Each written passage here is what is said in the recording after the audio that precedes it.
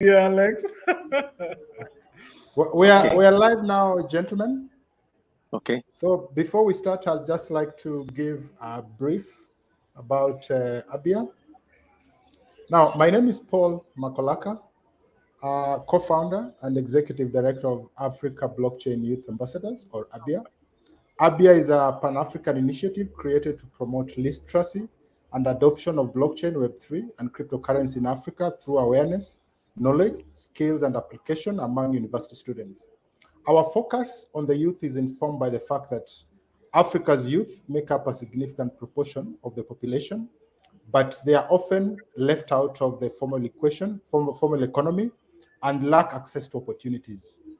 This lack of access prevents them from thriving, resulting in high levels of unemployment and poverty, as well as social and political marginalization. And as a result, Africa cannot reach its full potential. The youth are the future leaders of the continent, and if given the opportunity, they have the potential to become change makers. By investing in Africa's youth with future-proof skills, networking opportunities, and other programs, we are not only empowering individuals, but also benefiting society as a whole as well. These young people have the potential to make a real difference in the world, and we are proud to be supporting them on this journey. Thanks, everyone. Back to you, Dr. Julian. Yeah, thank you very much. And then, Paul, I'll invite you to mute. There's a bit of a sound on your background, but thank you so much for that. Ladies and gentlemen, welcome again to yet another session, Conversations Around Blockchain with ABYA. My name is Dr. Julian Aroa. I'm the Director of Strategy and Quality Assurance at African Blockchain Youth Ambassadors, also known as ABYA. I consider myself a scholar practitioner. I enthuse in bridging the gap between theory and practice, recently just having earned my doctorate degree from the University of Liverpool. I enjoy intense conversation, but I also love to have fun having intense conversations, Alex and Fatah. I'm a very big enthusiast of blockchain technology, and I also wear another hat, that of the CEO of Schedules Business and Management Consulting, an outfit that intervenes in workplace-based problems. Ladies and gentlemen, our guests, those who are attending this session, this is going to be a very interactive session, and we are asking you to feel free to post your comments or questions in the fullness of time once we are finished engaging with Fatah and Alex on some of the issues that we thought were of big interest. We will also invite your comments, and we'll have, if we have time, we'll have them respond or react to those. Fatah, I want to welcome you with all humility for accepting our invite to be here today. Karibu. Alex Kahana, I extend my same very warm welcome to you on this forum. I would like us to start now, but I'll start by very briefly reading the bio of the two very able gentlemen. Gentlemen that I consider serious thought leaders in the space of blockchain. Gentlemen that I consider to have a serious depository of knowledge that they should feel beholden to share. Gentlemen that I consider industry or sector captains and very serious opinion shapers. So the young people listening in today, you will consider yourself very lucky to be hearing from some of the best globally. Alex Kahana, calling all the way from New York. Alex is a conceptualist, systems design thinker, a blockchainer, and a Web 3.0 champion. He has been a physician 25 years, pain medicine. Interesting. I missed that. Philosopher, into brackets, phenomenology, polymath, polyglot, and intellectual anarchist or anarchist. His area of passions are emerging technologies, emerging markets, emerging business models. Alex specializes in big picture, cross-disciplinary designs, connect early growth stage ventures to users, markets, and capital. That includes medtech, fintech, health, FI, DeFi, and DAOs. Karibu sana, Alex, Dr. Asante Alex sana. Kahana. Thank you. We also have A. Fata Yatim, who likes to be called Fata. Fata is an advocate of blockchain focusing on strategy and change management. I need to mention he's calling all the way from Malaysia. He conducts lectures and workshops on blockchain and distributed ledger technologies. He was the chairman of the Malaysia National Standards Technical Committee on Blockchain and Distributed Ledger Technologies, Departmental Standards Malaysia. Fata was also the deputy chairman of Malaysia Industry Standards Committee for IT, Communications and Multimedia Departments of Standards. He is associated with the Organization of Islamic Cooperation Computer Emergency Response Team, or ICCERT, Government Blockchain Association, US Malaysia Chapter, and the UN Center for Trade, Facilitation, and E-Commerce. Again, Fata Karibu Sana. So I will start with you, Alex, just to break the ice, and we are supposed to have fun, churning out very beautiful knowledge to our audiences. What is the one thing, Dr. Alex Kahana, that people don't know about you? Huh. I think that people know too much about me because I'm not a shy person. Uh-huh. But I really think that people underestimate my wish to continue and learn despite my old age. And so I am an avid traveler, and I have visited the African continent many times. I'm called the Good Mzungu. And I always pepper my visits with also learning the local cuisine. Yeah. And it's really all about a human experience. It's all Oh, about connecting. amazing. I think that in the world that we live today, we are enchanted, or we love things and use people instead of loving people and use things. And so I would not want people that don't know me to underestimate this energy to always go out, scout, and understand that uncertainty is not a bug that needs to be fixed. It is a Uh-huh. feature of life. Interesting. Very, very interesting. Fata, I'll come to you now. What are you so passionate about life? Oh, well, actually, from a bigger picture standpoint, there are quite a number of things that are going on in the world that is of concern, and and I think I got a sort of a revelation that blockchain can address the bulk of it, Uh-huh. and this is where I think I would put my passion as much as possible, both within Malaysia as well as far as possible that I can reach. So, well, without saying too much, I think that's the sort of summary of where I am currently. Amazing, amazing. My next question or set of questions will dwell more around what you do and Okay, your thoughts around them. And I'll start with Kahana. Daktari, Alex, Alex, tell Alex. us, Alex, thank you for that. Tell us about impact rooms. What is the core business of impact rooms? Well, Impact Rooms is one of the hats that I wear. I wear multiple hats. I'm in the United Nations an expert for healthcare and blockchain.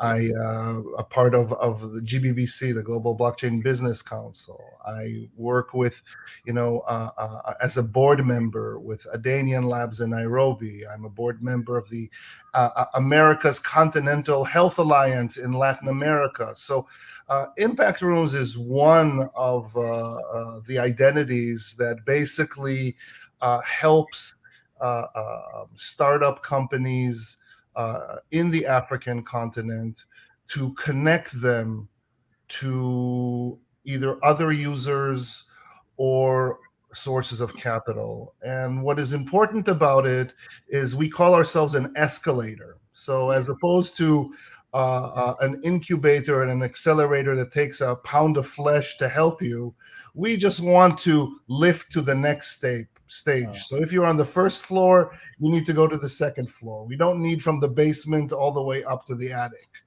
And the idea is really support the capacity building of the continent, because I am convinced absolutely that the world as a planet can only succeed if there is a thriving African continent.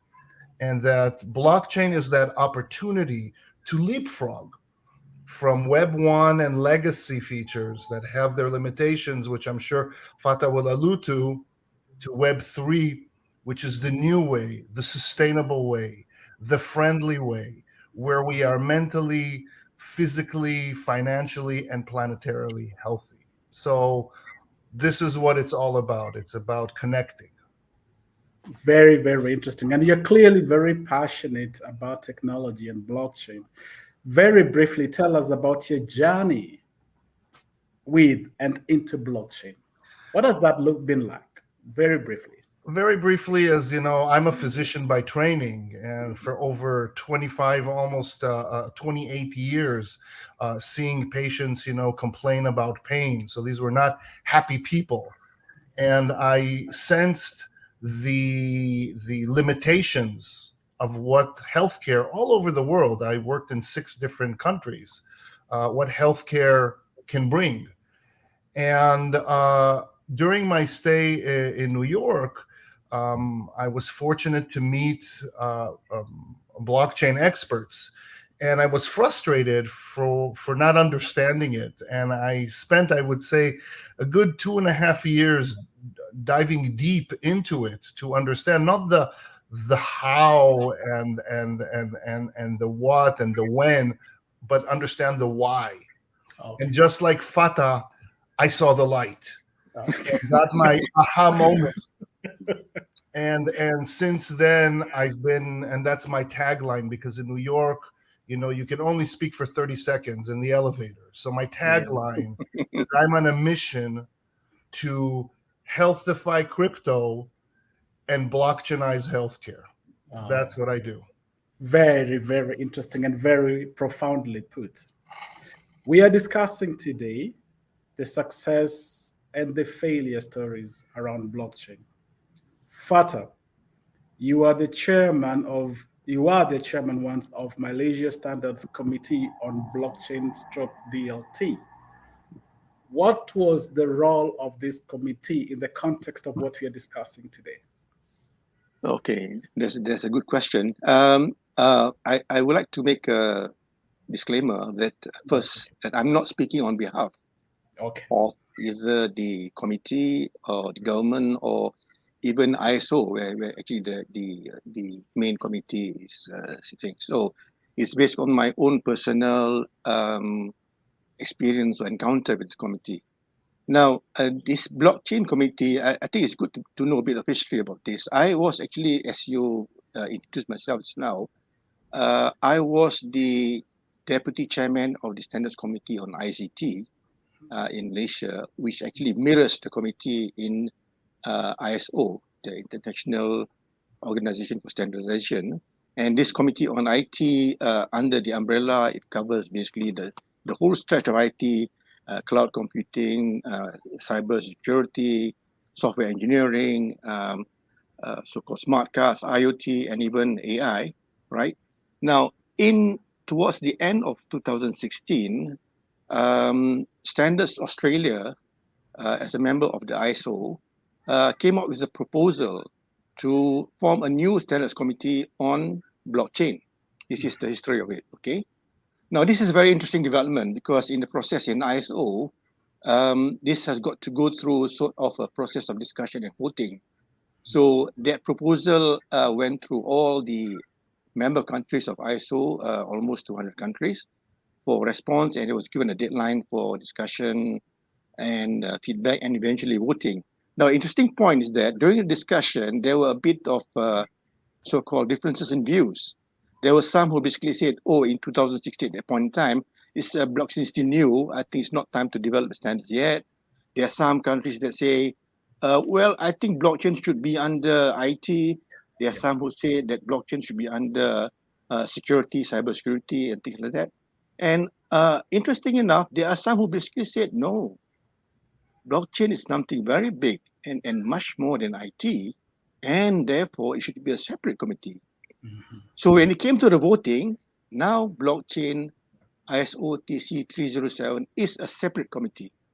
Now that is a significant development because traditionally people associate blockchain with IT, but it's much more than that.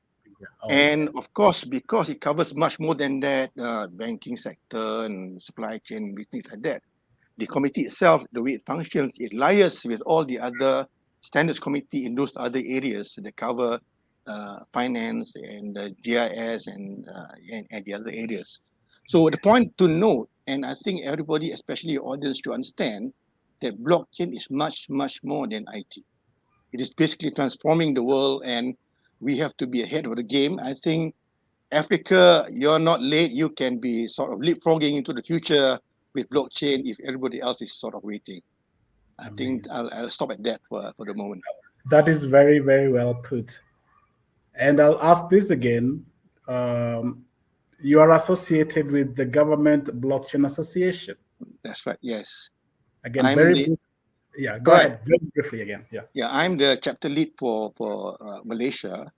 But at the same time, because the thing in Malaysia is not really picking up, I have not been so-called engaging with the Malaysian community in this respect. But I'm engaging at the GBA level with the other experts in all the countries that are members of the GBA, and we have the meetings every month. Oh, okay, great. So my last question to you, Fata, before I go to the next segment. There was this event, the National Press Club. What is that? National Press Club. Are you familiar with that, or did I get that wrong? Well, what about it? I mean, what about the National Press Club? There was a post I picked from your page that spoke about a meeting, blockchain and infrastructure at the National Press Club of September 29th and 30th. You're not familiar with that. It's okay. Don't worry if you're No, I'm not familiar with that. No. Oh, I wanted to ask there are a lot of events that are going on. Yeah, and some are, mainstream in some respects, but not in other respects. So I will pack my question and I'll come back to Alex. Alex, now let's get a bit technical. You are on record in a recent post defining Web 2 as stubborn. Elaborate. Explain yourself to us. Well, I think there are two parts to the answer. First of all, and this is again my opinion, the numbers that we put after the word web, in my point of view, symbolize the proximity that we have to the digital world, where the portal is the internet. So Web 1 is I'm just looking at it, so I can only read. Okay. Web 2, I'm outside because, I can upload also, so I can read and write. But Web 3, I'm starting to get closer because I own part of it. Because using blockchain and decentralization and new different models, I am more engaged, I am more interested in maintaining the trustworthiness, the viability, the security, the sovereignty of the digital world. And so if that's the case, then I would hedge that Web 4.0 would be using technologies like brain-computer interfaces, where I'm already in the internet because it's connecting my digital world directly to my brain. And Web 5 would be, I am the internet with computer brain interfaces. Wow. So I'm not healthy, I am health. And so this is in general what the numbers mean, because they use different technologies, anywhere from TCP, IP, and HTTPS, and JSON, and all the things. And now what we're looking at: blockchain, AI, federated learning, IoT, hardware, it's 5G, et cetera, et cetera. Now, the real question is the stubbornness. And the stubbornness has to do with not only the business model, but that the business model is a reflection of how we interact with each other. Correct. And right now, the business model is that there are governments, companies, individuals that have amassed a huge amount of power. And the business model is I get more and you get nothing. How is that for a deal? And so I can say, can I get a little? And they say, let me think about it. No, you actually get nothing.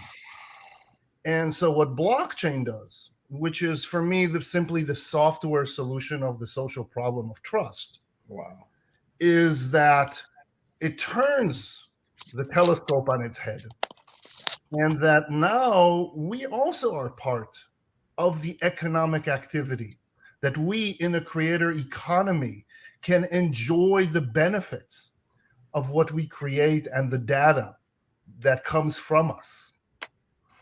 And so it's ingrained not only in like Fatah said accurately, just being a technology, but in the social build of how we interact with each other, that we are our activities are captured by data, that data belongs to us, and it is ingrained in the human dignity of who we are. And the stubbornness is simply saying, no, I actually prefer that I have everything and you have nothing.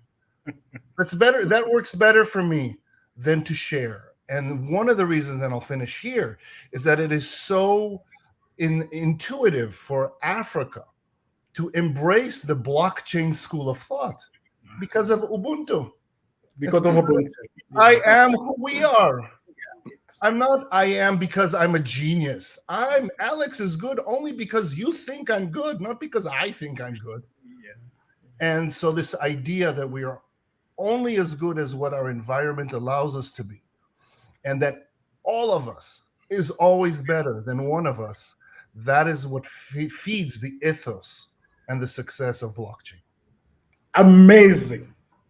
Which brings me to my next question, Alex. Still to you. I'm still with you. The conflict between innovation and regulation. You have articulated the world you'd like to see so well. We cannot run away from the question of regulation. And there's always been this argument, what should precede or succeed the other? So when we are talking about innovation and regulation, as we begin to approach the question of successes and failures that you'd like to share with us, what are your thoughts on this discussion? Innovation and regulation and the conflict therein. Well, first of all, I would like to say that our resistance to regulation is inherent in our human nature. So anyone who has an 8-year-old or a 16-year-old knows that they don't like to be told what to do. Yeah. And as you well articulated in your generous introduction, I see myself as an intellectual anarchist. In other words, I am the epitome of not, listening to what I'm told to be what to think, what to say, and what to write. Yeah. However, I do look at regulation as an important tool to make our interactions regular. So I don't see regulation as a prohibitive tool of saying what you're not allowed, but a permissive tool that allows you to clarify and explain what are the expectations, what are the rules of engagement to make this game that we call society successful. And that is why I'm pro-regulation when it is permissive, when it is transparent, when there is a finality in the smart contract that runs with me in different simulations and says, if you do this, you will thrive. And so just like economy, legislation and regulation needs not to be extractive, but it needs to be accretive. It needs to make me want to grow. And I say, oh, so Paul and Julian said to me, Alex, speak your mind, share with you your heart. So that's the regulation. If you would have said, speak in a different way, I wouldn't say look at it as a prohibition, but as a guideline. of how to behave in a community. Interesting.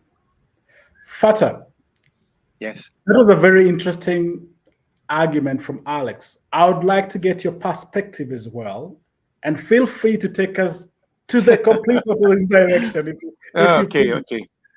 Conflict between innovation and regulation. What's your take?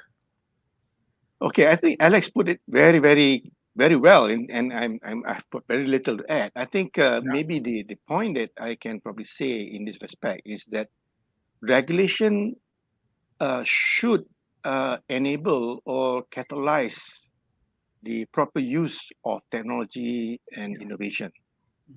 You know, it shouldn't prohibit, it shouldn't restrict, it shouldn't impede innovation, and that's going to be a challenge because it requires the so-called the thinkers, the regulators, to have that kind of mind to actually encourage that kind of a scenario down the road.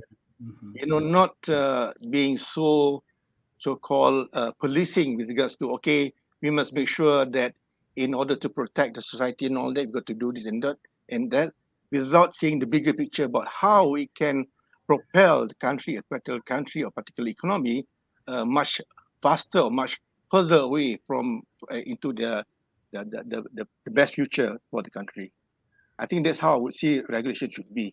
I This think the is main problem is we do not have the enough proper strategists and thinkers to think along those lines, and that's yeah, where the problem is. yeah, If yeah. that is resolved, I think we're going to be going far ahead from where we are Interesting. currently. Very, very, very. Those are very interesting perspectives, gentlemen, and thank you so much. We're diving deeper, and I'll still with you. I'll stay with you, Fata. Okay. Now, talking about failures, challenges, or risks within the space of blockchain.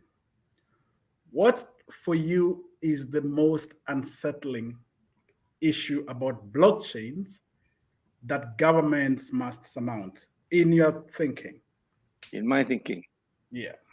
well, actually, I do a lot of reading, and I basically see basically what the countries are doing and what sort of situations they are facing, so that we, in a growth scenario, do not come across or do not repeat those kind of situations. So I have my own thinking, but the main thing, as I alluded just now when I started about discussing about standards, is the correct mindset with regards to what blockchain can bring. Okay. If you do not have the correct mindset, you're going to get it wrong. Okay. So just to quote this book by this Gartner consultants, The Real Business of Blockchain, Yeah. it mentions that it interviews a number of CEOs and all that. This is 2019, by the way. Probably there's an update to that. But Mhm. it says that when they look at basically what their blockchain projects are, they found that 85% of the projects supposedly on blockchain doesn't require blockchain. Mhm. So that gives an indication that either we have had or we had good marketers to market blockchain and Yeah. oversell that. So CEOs do not feel to be left out and they bought into it and gone into a wrong place. But at the same time, the correct mindset must be there. And the World Economic Forum actually did a study of the blockchain implementation in UAE, and they come up with the answer that the top 5 challenges in blockchain implementation is not technology. It's Mhm. basically people, regulation, the getting together of stakeholders and all that. Okay. Now, the other thing that I think is very important for us to understand regards to the success and failures is to ensure that we have got a correct mindset as to what disintermediation or the intimidation is. I think that is a subject by itself. It may be very so-called easily understandable for people who are very familiar with English, but people who are not familiar with the term, when they look at it, they may say, what does it mean and is it very serious? Actually, it is something that will create the difference between having a right project and a wrong project. Okay. And depending on where you come from, this word can mean harm to you, especially if you feel that this intimidation will cause you to lose your function or job or whatever, or it can be something beneficial where your process can be very efficient. So the success or failure of projects in blockchain really depends on this correct mindset with regards to how we see and frame our mind with regard to that. That's point number one. Point number two would be to ensure that everybody else understands that. If you're the only one as a leader to see that way, but you don't get everybody on board, there's going to be a problem as well. I think I start that for the moment, and maybe you can continue later on. Wow, that is really, really profound, Feta. That is really, really, really profound. So I'll leave you for a minute. I will engage Alex. Now, Alex, you have a helicopter view of what's happening within the blockchain space. I would possibly argue global view. Now, I know questions should be constructed from a positive angle, but I'm going to construct this from a negative angle. From where you sit, and I'm talking about blockchain in general, not the projects that you're running with at all, what is the failure rate of blockchain concept development and deployment in a scale of 1 out of 10, and your reasons for your answer? What is the failure rate? Yeah, I would say that, I talk to dozens of people a week, some days a day, and borrowing Fatah's important point of mindset, I would say that in happy days, 7 out of 10 don't get it. And in less happy days, 10 out of 10 don't get it. Wow. Wow. And the reason, I think, is very simple. Mhm. And it's not a question of ignorance. It's not a question of incuriosity or lack of effort. I think that, it's a question of imagination. There's an expression, that a grasshopper who lives in mustard thinks it's the most sweetest thing in the world. Correct. And we cannot imagine a different world. Yeah. So the prohibitive mindset, the extractive mindset, the I need to win mindset, Yeah. that comes from the world of commodities, Yeah. where everything is finite. And the African continent has known that it has been, the source of manufacturing for the rest of the world, and that the African continent wealth did not translate to wealth for Africans. Yeah. And so it is clear for many that sit here and say, if you eat more, that means I eat less. Uh-huh. And that generates a relationship. It generates an interactivity that is by definition destructive and hostile and not conducive to the blockchain school of thought. Wow. The blockchain school of thought says, no, the world is now digital, and digital is infinite. And that we all should look in the spectacles of win-win, that your success is my success. Okay. And that I care of you, not for moralistic reasons, not because it is in the 10 Commandments, not it is because it is instructed by the divine, but that is the best business model ever. That it's not about interoperability, it's about intercooperability. Okay. And it is incumbent upon us, those who are designing this, to imagine that world and translate that in practical terms. How a bank can get a better business to serve the unbanked and the underbanked, while still not losing the edge that they think they have. How to convince energy companies that we can also benefit the community without destroying the planet. How can we convince folks that are doing in healthcare that it's not always a pill for every ill and a test for every pest? And so I think that it's really the failure to imagine, failure to inspire, failure to concentrate on the why. And if anything, what COVID has proven us is that this, whatever you want to call it, is not working. And blockchain is one of the keys of creating a more resilient world in front of the future global challenges that are waiting ahead of us. Amazing. Further, 1 out of 10. You've heard what Alex had to say. from your own outlook of blockchain, 1 out of 10, what do you rate it at? And very briefly, your reasons. When you see one out of 10, I thought he said 7 out of 10. I mean, what is your own rating? Kahana gave us. Oh, Alex gave okay. Us, Well, Alex gave us his own rating. Yeah. Right. I must admit that I probably have not studied to that level of detail with regards to all the statistics and cases and all that. But Yeah. my guess is basically about 9 out of 10. Okay. Yeah, you know. Which is very close to Alex's. Yes. Yeah, okay. It's not very bright as far as I can see, and there's a lot of room For for whoever improvement. can get ahead, to actually catch up and be ahead with the pack. Very interesting.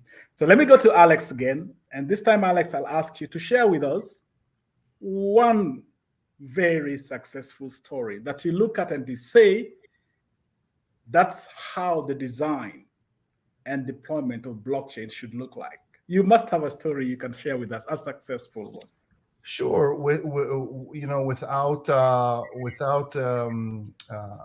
going, into names, because, the minute you say that you like vanilla, then all the chocolate lovers are very unhappy. Yeah, I get it. But for example, just, taking from that example of COVID around the world, as is in the United States, it was just a mess. Data was messy. The supply chain was messy. Nobody knew, especially when vaccines came out, how do we match people to vaccines, and how do we concentrate the supply chain, and how do we make sure that it comes to everyone? And the United States, although it is one country and everybody from outside the United States, well, they bought everything from the world at premium and hoarded it, which is not far from the truth. The dissemination within the country was very unequal between very affluent states where everybody was vaccinated. I think I got last week my 6th vaccination. I don't have arms and legs anymore to be vaccinated. Versus states that have a vaccination rate that is not different than Zimbabwe, and some of them not by choice. So and a very successful project was a company that decided we want to fix this acute problem of supply chain, because it is a multi-writer, multi-partner, multi-step process where people don't trust each other, where people are not obliged to share data with each other, where there is no continuity where continuity is necessary. Yeah. And so they started just by tagging vaccines and the QR code of the vials themselves on a distributed ledger. And then from that said, but it would be important to match it to people. So they created self-sovereign identities for those who received it. Mm-hmm. And then from there say, how do we connect that in our reporting to do predictive analytics and try to understand what would be the correct response in future waves of COVID. And so it doesn't matter that we all still walk around with that silly piece of paper that doesn't fit the wallet that the CDC gave us. Yeah. But that is an example of where you can harness the magic of blockchain, of connecting people by definition who don't trust each other, something that we call trustlessness, that we don't need to trust each other, to make sure that the supply chain is in continuity. Connect people to it in a way that is private and secure, because tracking people and tracking stuff is not the same thing. Yeah. And transform that supply chain into a value chain where researchers, governments, federal government can learn how to improve their actions in the future. Very, very, very well put. We'll be taking a break shortly, but before I do that, Fatah, I would like you to start thinking about, because you'll be coming up next, start thinking about a failed blockchain project. Okay. That was the easy question. And then the lessons that were learned. But just give us a minute. I'm handing over to Paul just Okay. to put out a message from our sponsors. Paul, over to you. Enterprise blockchains have limitless potential, but privacy is a major challenge. How can businesses secure their private transactions on a public network, especially when enterprise blockchains have been closed, unaudited, centralized? Introducing Polygon Nightfall, designed for the needs of enterprises. Nightfall uses a hybrid approach to scaling to give enterprises an option that was considered impossible. ZK rollups keep transactions private on a public network. Optimistic rollups offer efficient, scalable transactions. Secured by Ethereum, Nightfall means trust, transparency, and credibility. Aiming to disrupt the $50 trillion global supply chain industry, Polygon Nightfall unlocks the true potential of enterprise blockchains and empowers businesses to connect and scale in powerful new ways. Polygon Nightfall. Mainnet beta is now live.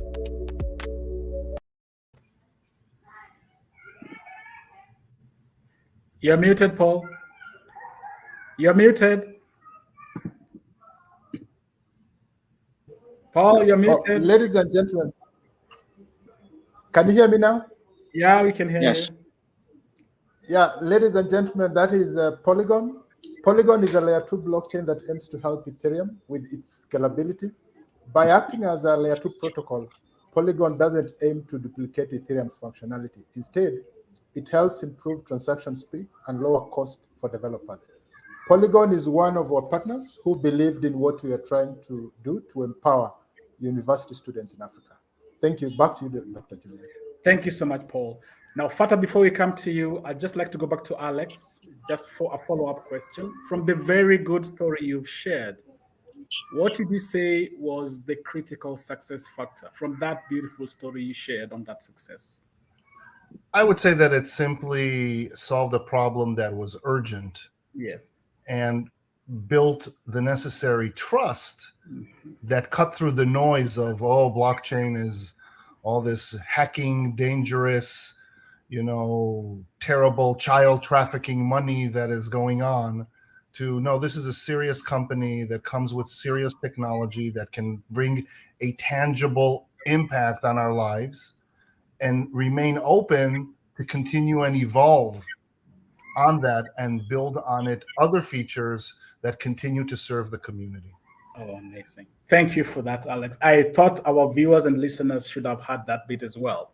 Thank you very much. So, Fata, sorry for putting you in a very unfamiliar space. I know you love talking about successes, but today I'll ask you to share with us a failure that to date haunts you. Okay. Thank you. Well, I have to quote an example in Malaysia. It's basically a regulator. Now, I have got to qualify that the absence of the exact information from this regulator is basically brings a lot of questions. So I can only guess, and what I did was basically to find out through some other channels about what actually happened. Anyway, I would not name the regulator, but a few years ago they had a pilot project on blockchain. It went very successfully, and there was a report produced, but then it did not go into full-blown implementation. And I was curious to find out why. And when I asked around, of course, the market speaks, and people are saying that one of the participants amongst the chain of stakeholders within the particular blockchain here did not agree to actually participate in the full implementation. Now, that brings a very important point, because it depends very much on how things are being done in particular countries and so on. Yeah. It is very important upfront to actually be clear that if you're going for either a pilot or a proof of concept, what will be the ultimate? We do not want to be in a situation, especially with blockchain, because we have got a lot of what we can say as intermediaries that will be processed along the way. And if somebody along the way basically said, oh, I didn't know that this will be happening, and my process will be so-called minimized because of the blockchain, I don't think I agree. It's too late. Yeah. So upfront, it requires basically a push from the highest level of authority or whatever in a particular area to make it clear, this is what I'm going to do. this is what's going to happen, and the forecast will be this and that, and this will be the consequence. Let's go on with it. I think that is part of the reason why I think, like in Dubai and UAE, basically the king basically said they want to implement blockchain throughout basically the whole government and all that, and everybody got to follow suit. But even then, you find, as I mentioned earlier, that the World Economic Forum came out with a report that there are some problems or issues or challenges, and these are not technical problems. They are regulatory, they are stakeholders and all that. So the important point to note here, we must be very clear upfront, and this is what I've been trying to do in Malaysia to ensure people get the right mindset of what we're actually going to do and what we're after. If they're not really not very clear about it, down the road, somebody's going to say, "Oh, sorry, you did not inform me that this is going to happen. I disagree." You know, and this way you stall everything. If you wasted a lot of money in the pilot or the proof of concept or whatever, it's very, very important. So I'm sorry I cannot disclose the name of regulator, but this is basically the. No, we are happy with that level of detail. Thank you very much. Okay. But let me also, like I did with Alex, let me do a follow-up question. Okay. You are very well versed with change management. Yeah. So I'm looking at blockchain as a project, and I'm thinking if you are to share best practice, especially in the space of transition from a traditional model of an organization or community to the blockchain centric, that changeover, if you are to advise our listeners, and you may just pick 2 or 3 things that you consider critical, what would they be to manage that change process more effectively so we don't have huge failures? Yeah. I think from the beginning in the session when I mentioned about the fact that blockchain is different, is much, much more than an IT issue. That kind of a mindset must be very, very clear in the minds of people who are engaged, the stakeholders and all that. Firstly, if that is not clear, you are going to bound to fail. You're going to face a stumbling block. Okay. So the other thing, of course, is the acculturation. What will be the new norm in the area of the blockchain implementation and all that? Because you will find that there will be some of your current functions, depending on the stakeholder or the intermediary, their so-called intermediary function will be reduced or even eliminated completely. So depending on where things are laid out in this area, it must be made very, very clear. And on top of that, for those that may be either you can call it displaced or re-intermediated or reduce their function, there will be going to be some form of layoffs or whatever. We must have a program concerted to ensure that these people are secure. They are being retrained from new job functions or whatever and all that. If that's not made clear up front, you are definitely going to get resistance along the way. They are not going to cooperate and all that. And the third thing, of course, the training and to make sure that people are able to assimilate in the new way of functioning. If they're being used to a lot of people and all that, with all this paperless environment, everything on blockchain, and probably even on your handheld device and all that, you must be actually used to that. And of course, come with that the so-called security and privacy implications to ensure that these are not being compromised they must be adequately addressed. Amazing. Thank you so much. I'll also throw that question to Alex because here, that's a beautiful part to collect as much information as we can. Alex, we're talking about the changeover and how to make sure that that is effectively managed so that we can bring down the failure rate. What 2, 3 things would you ask us to be always aware of? And thanks so much, Fatih, for that. Go ahead, Alex. I'm glad that you're re-asking that question because I think that is really the most salient point of this conversation. Right. And we need to understand that change and inducing change is a human activity. Going into someone's house and say, your kids are ugly and stupid is not a very nice way to conduct yourself.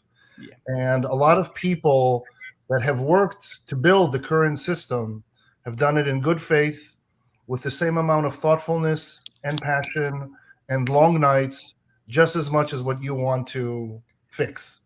And to alluding to the fact that they're part of the problem and not the solution, it's not only impolite, but it's also misguided and unnecessary.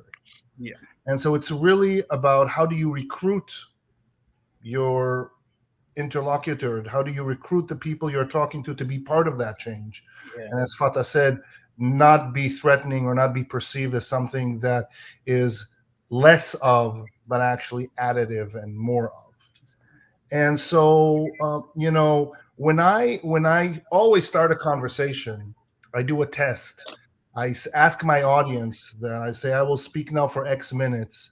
And what I will say will evoke one of three emotions. Yeah. Either you'll say, wow, he's saying exactly what I feel, but just in a very eloquent way. Or you might say, oh my God, if he's right, we're in trouble. Or it'll say, why am I listening to this? This is not the topic at all. It was supposed to be about success and failure. Yeah. And the guy is talking to me about I don't know what. Yeah. And that really depicts the different places that people are.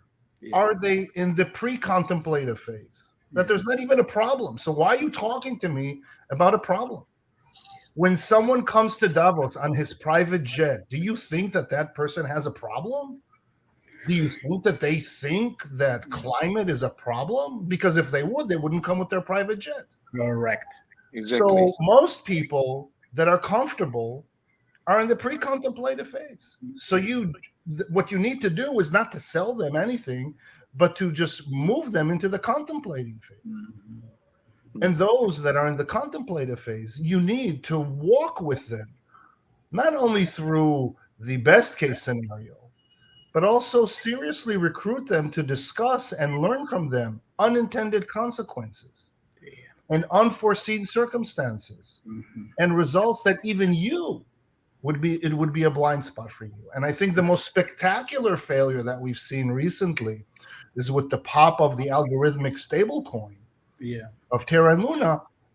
That, of course, now we're learning that maybe behind it there was malice and bad activity, but the concept itself was so attractive to trust the code, to say that the whole monetary policy can be governed by an algorithm is so appealing because it takes away all the weaknesses of human nature, our jealousy, our anxiety, our prejudice.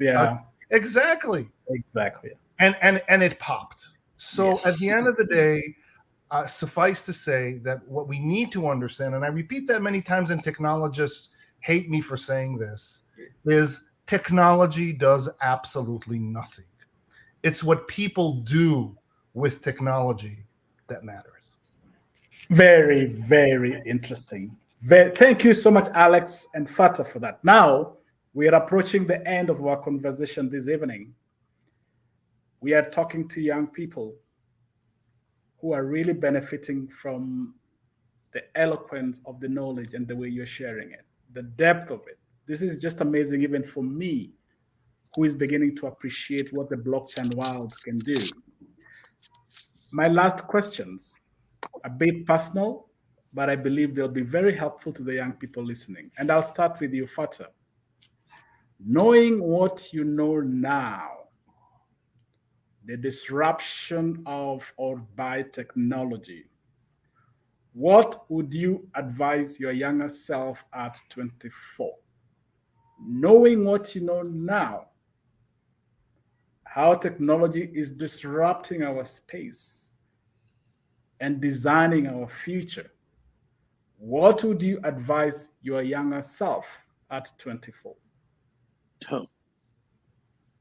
Well, I would say that in this particular time frame, not comparing to my earlier years, things are moving very, very fast. And if you are actually studying now, by the time you graduate, everything has changed.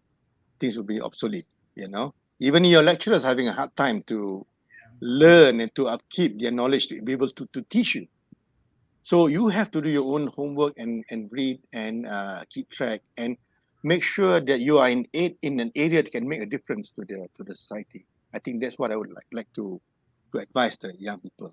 And there's a big future for everybody. I think as far as blockchain is concerned, there's still a lot of areas that we can cover, and things are changing. If we have this session next year, I think there'll be a different kind of discussion. So Yes. be Yeah. prepared for the change, and it's quite tough to some, but to some others, it's going to be a challenge to actually move forward with the passion they actually have. That's all I've got to say. Thank you so much, Fata. And what kind of resources would you direct these young people to? Are there any specific resources you'd guide them to go to? Is it Google, or where would you tell them to go to get more information? There are many. I myself have got backlog of reading materials Yes. in Google books, and even physical books, as well as a lot of tabs on my browser to follow up on reading and all that. So keep reading. There's a lot of reading material, but I think one of the advantages that we have today is there's a lot of material on YouTube Yeah. that you can follow and you can learn on your own, and even you probably don't even have to have a degree to actually learn all this and pick up on your own and become somebody very proficient and competitive in this area. Thank you. Yeah. Very, very well put. I'll come to you, Alex. Alex, if you're to live your life all over again, knowing what you know now, and I mean the centrality of technology in our day to day,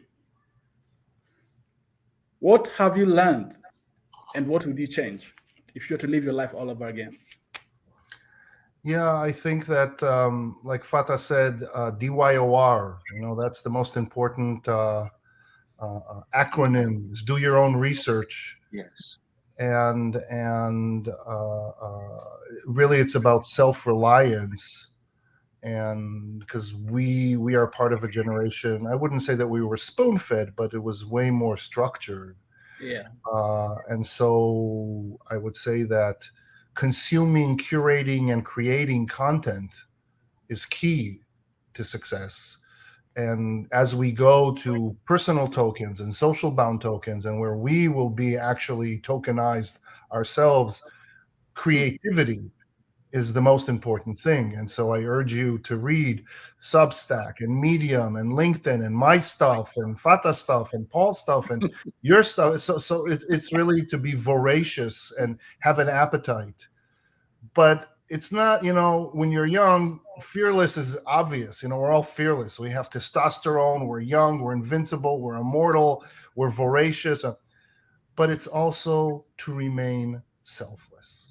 And that's what I learned in life, that as much as I tend to be very Ubuntu-like, very attuned to my environment, there are moments where I'm selfish. And I have to be careful. Because, again, when we are selfish, we do a disservice not only to those that we are selfish to, but to ourselves. So be fearless, but also be selfless. And WAGME, that's the most important acronym. We're all going to make it. And if you believe in WAGME, we will be a better planet. Thank you so much, Alex. Ladies and gentlemen, there you have it. From Fata, your team, and Dr. Alex Kahana. Fata, I had fun. Did you have fun? Yep. Alex, I had fun. Did you have fun? Double, both, Yes. double fun. And this was amazing. This was world class. Thank you so much, gentlemen, for gracing us with your presence and selflessly giving off your knowledge to us. And I can promise you, there may just be one person who will take away what you have said, what both of you have said. And that one person will help change this society or help change our country. And that's good enough. So again, my very sincere thanks. Fata, make sure you connect with me on LinkedIn. I tried, but I failed. But We did. Alex, I hope to keep talking. I give Paul the last word as I say, thank you so much again, gentlemen. I look forward to talking again sometimes in the future. Thank you. Paul, over to you. Ladies and gentlemen, all our viewers, I wish to take this opportunity to thank all of you for being part of this very, very wonderful discussion that we've had. And our speakers, we are really humble for you accepting our invitation to be part of this.